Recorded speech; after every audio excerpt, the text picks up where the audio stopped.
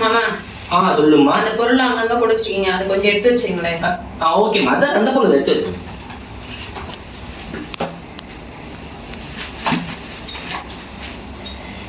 அவனை சொல்லி நிறுத்துக்கலடா, அவன் நிறுத்துற வைத்தியக்காரப்ப எதுக்குடா வரீங்களா?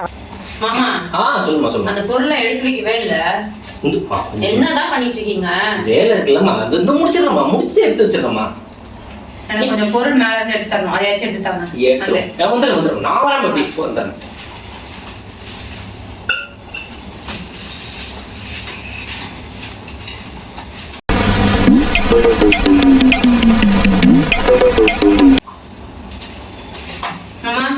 சொல்லுமா.